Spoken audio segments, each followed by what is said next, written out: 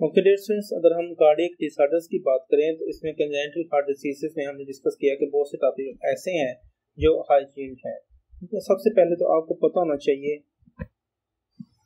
कौन से डिसऑर्डर्स हैं जो साइनोटिक कंजेनिटल हार्ट डिसीजेस में आते हैं। उनका निमोनिक है 5Ts। ये निमोनिक आपको पता होना चाहिए इनमें कौन से डिसऑर्डर्स इंक्लूड हैं, और इन डिसऑर्डर्स में अर्ली साइनोसिस होगी, ब्लू बेबीज कहेंगे, ठीक है, ये आपको पता होना चाहिए। They cause right to left shunt, ठीक है। साइनोटिक हार्ट डिसीजेस कौन कौन से डिसऑर्डर्स हैं? They cause right to left shunt and they cause early cyanosis. इसी तरह फिर हमारे पास कुछ ऐसे डिसऑर्डर्स हैं which cause left to right shunts. इनको ए साइनोटिक डिसऑर्डर्स भी कहते हैं, ए साइनोटिक कंजेनिटल डिसऑर्डर्स। इनमें कौन कौन से डिसऑर्डर्स हैं? AST, VST और PDA इसमें इंक्लूड है। और इसमें कौन सी शंट होती है? लेफ्ट टू राइट होती है। और जब ये शंट रिवर्स होगी तो तब उस कंडीशन में पेशेंट्स में साइनोसिस डेवलप होगी और उस कंडीशन को हम कहेंगे आइसर-मेंगर सिंड्रोम। तो ये चीज़ें आपको पता होना चाहिए। इसके अलावा transposition of great vessels important topic है। इस टॉपिक में हमने ये देखना है कि किन आर्टरीज की पोजीशन चेंज होती है, ठीक है। नंबर 2, इसमें इम्पोर्टेंट पॉइंट ये है कि ट्रांसपोजिशन ऑफ ग्रेट वेसल्स में या ग्रेट आर्टरीज में पेशेंट में अर्ली साइनोसिस डेवलप होती है। It causes cyanosis immediately after birth. Number 3 पे आपने यहाँ पे देख लेना है कि इसमें चेस्ट एक्सरे पे हमें एग ऑन स्ट्रिंग अपीयरेंस मिलती है, ठीक है। और इसमें शंट्स का मौजूद होना इम्पोर्टेंट है for survival, like AST, VST और PDA है। तो इसमें हम PDA को मेंटेन करने के लिए प्रोस्टाग्लैंडिन्स दे सकते हैं। नेक्स्ट हमारे पास tetralogy of Fallot. Tetralogy of Fallot भी हाइजीन टॉपिक है। इसमें कौन से डिफेक्ट्स होते हैं? टेट्रा का मतलब है 4। इसमें 4 कार्डियक डिफेक्ट्स होते हैं और इसमें सबसे इम्पोर्टेंट जो है जो डिफेक्ट है that is the pulmonary infundibular stenosis, यानी पल्मोनरी वाल्व स्टेनोसिस है। और इसकी जो एसोसिएशन है 22q11 सिंड्रोम के साथ, ये आपने याद रखनी है।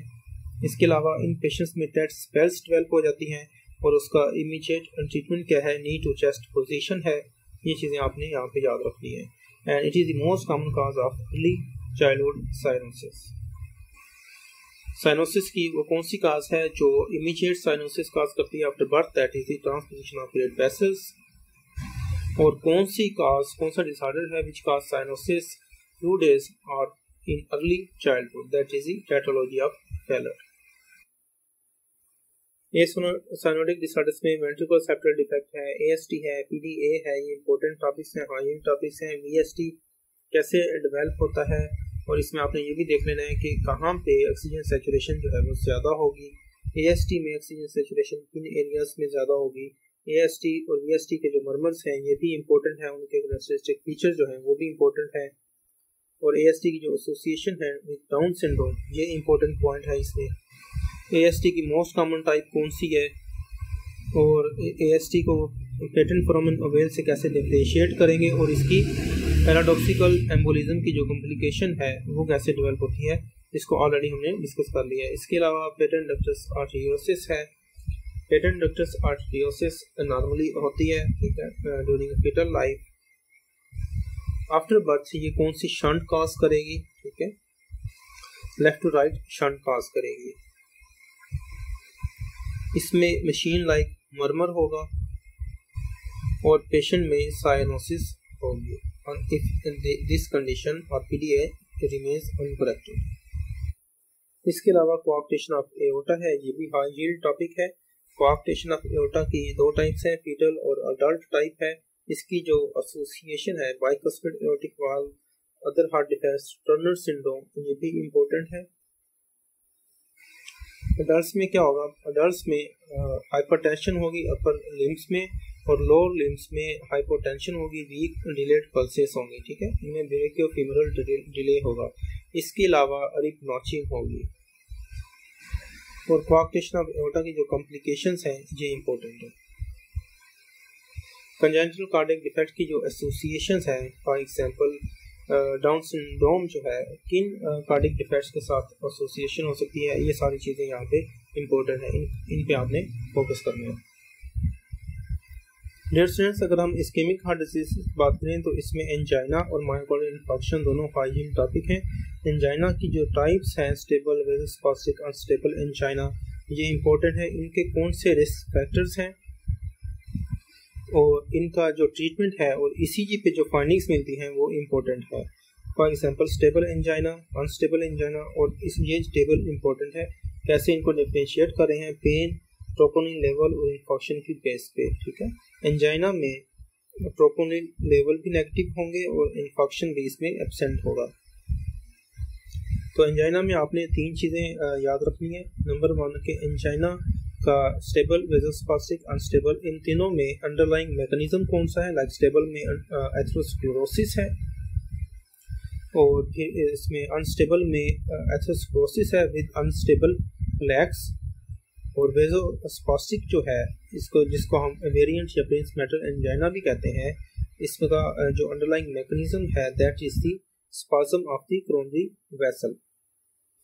अंडरलाइंग मैकेनिज्म है। ईसीजी पे हमें क्या फाइंडिंग मिलेगी, एसटी डिप्रेशन, एसटी एलिवेशन क्या मिलेगा, और इसके अलावा इन हर टाइप का ट्रीटमेंट ऑप्शन क्या है। नेक्स्ट हमारे पास मायोकार्डियल इंफार्क्शन है। मायोकार्डियल इंफार्क्शन में 2 टाइप्स है, नॉन एसटी एलिवेशन और एसटी एलिवेशन। इनमें कौन सा एरिया इन्वॉल्व होता है दोनों में, ठीक है, कौन सी लेयर्स इन्वॉल्व होती हैं और ईसीजी पे दोनों में क्या फाइंडिंग्स होंगी, ठीक है, ये इंपॉर्टेंट है। इसके अलावा मायोकार्डियल इंफार्क्शन की जो एवोल्यूशन है ये इंपॉर्टेंट है। कौन सी आर्टरीज इसमें कॉमनली इन्वॉल्व होती हैं, पेशेंट में सिम्टम्स क्या होंगे।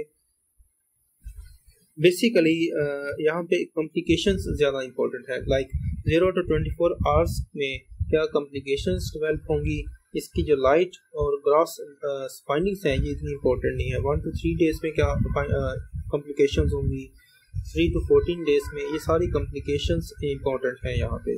इसके अलावा मायोकार्डियल इंफार्क्शन की डायग्नोसिस में ईसीजी है, इसके अलावा कार्डिक बायोमार्कर्स हैं, ये इंपॉर्टेंट है। CKMB को हम री इंफार्क्शन की डायग्नोसिस के लिए भी यूज़ करते हैं, ये भी आपने पॉइंट माइंड में रखना है। और इसके अलावा ECG लोकलाइजेशन जो है वो भी इम्पोर्टेंट है। फॉर एग्जांपल अगर लेफ्ट एंटीरियर डिसेंडिंग आर्टरी की ब्लॉकेज है, कौन सा एरिया अफेक्ट हुआ है, किन लीड्स में हमें फाइंडिंग्स मिलेंगी, ठीक है। अगर क्वेश्चन आता है कि लीड 1 और V1 और V2 में इस्कीमिक चेंजेस हैं तो पूछ सकते हैं कि कौन सा एरिया अफेक्ट होगा, या ये भी पूछ सकते हैं कि कौन सी आर्टरी इसमें ब्लॉक होगी। तो इस तरह आपने इन चीज़ों को याद करना है। फिर एक्यूट कोरोनरी सिंड्रोम का जो ट्रीटमेंट है ये भी आपने देख लेना कौन कौन से ट्रीटमेंट ऑप्शंस हैं, कौन सी हम ड्रग्स यूज कर सकते हैं। कॉम्प्लिकेशंस बहुत इंपॉर्टेंट है, कॉम्प्लिकेशंस पे भी आपने फोकस करना है। Cardiac tamponade high yield topic है। इसमें जो हाई यील्ड पॉइंट है वो बेक्स ट्राइएड है। बेक्स ट्राइएड में कौन से कंपोनेंट हैं, हाइपोटेंशन, डिस्टेंट नेक पेन्स है, डिस्टेंट हार्ट साउंड्स हैं, ये इंपॉर्टेंट है। इसके अलावा इसमें पल्सेस पैराडॉक्सिस भी होती है। ECG पे क्या फाइंडिंग मिलेंगी, ठीक है, ये भी इम्पोर्टेंट है। ये चीज़ें आपने यहाँ पे याद रखनी है। और इसका ट्रीटमेंट ऑप्शन क्या है। Infective endocarditis high yield topic है। इसमें कौन कौन सी चीज़ें इंपॉर्टेंट हैं। सबसे पहले तो इसमें कौन से वाल्व्स इसमें अफेक्ट होते हैं, ये इंपॉर्टेंट है।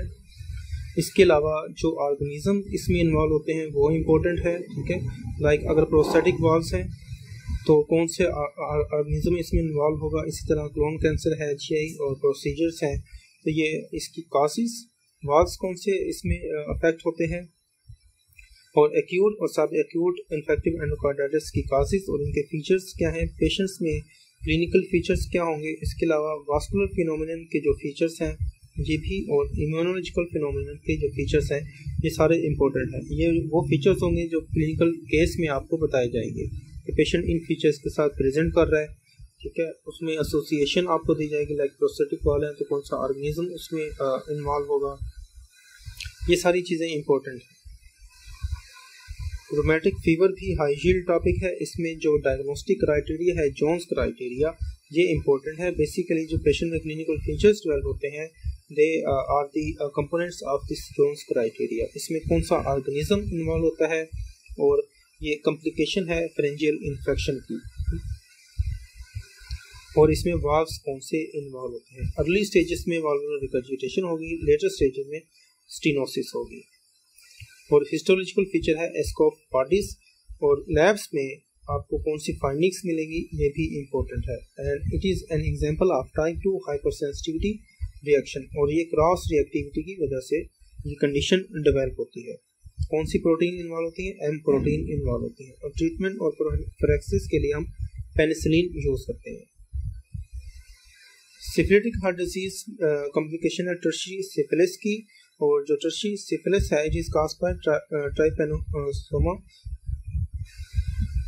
ऑर्गेनिज्म कौन सा इन्वॉल्व होता है? That is the treponema pallidum organism involve होता है which affects the vasa vasorum, small vessels होती है एओर्टा को, उसको अफेक्ट करता है। तो इसमें ये इम्पोर्टेंट है कि इसमें क्या होगा कि टर्शियरी सिफिलिस की कॉम्प्लिकेशन है, ऑर्गेनिज्म इसमें कौन सा इन्वॉल्व होगा और ये किन वेसल्स को अफेक्ट करता है, और इसमें ट्री बार्क अपीयरेंस होगी एओर्टा की, और इसकी कॉम्प्लिकेशन क्या हो सकती हैं? It can result in aneurysm of ascending aorta और aortic arch, and it also can cause aortic insufficiency. Heart failure भी इम्पोर्टेंट हाई यील्ड टॉपिक है। इसमें आपको पता होना चाहिए कि पेशेंट्स में क्लिनिकल फीचर्स क्या होंगे, लेफ्ट हार्ट फेलियर के फीचर्स क्या होंगे, राइट हार्ट फेलियर के फीचर्स क्या होंगे, सिस्टोलिक डिस्फंक्शन की कॉजेज क्या है, डायस्टोलिक डिस्फंक्शन की कॉजेज क्या है, और ट्रीटमेंट में हम कौन सी ड्रग्स यूज करते हैं। यहाँ पे आर्थोपनिया, paroxysmal nocturnal dyspnea और pulmonary edema left heart failure की फीचर्स हैं, जबकि राइट हार्ट फेलियर के फीचर कौन से हैं? Congestive hepatomegaly, jugular venous distension and peripheral oedema, ये फीचर्स हैं राइट हार्ट फेलियर के। तो हार्ट फेलियर में आपको पता होना चाहिए काजेस क्या है हार्ट फेलियर के, राइट हार्ट फेलियर के फीचर्स, लेफ्ट हार्ट फेलियर के फीचर्स का आपको पता होना चाहिए। सिस्टोलिक डिस्फंक्शन के क्या फीचर्स होंगे, काजेस क्या है, डायस्टोलिक डिस्फंक्शन के फीचर्स और इसकी कॉजेस हैं, और हार्ट फेलियर के ट्रीटमेंट में जो हम ड्रग्स यूज़ करते हैं ये भी आपने रीड कर लेनी है।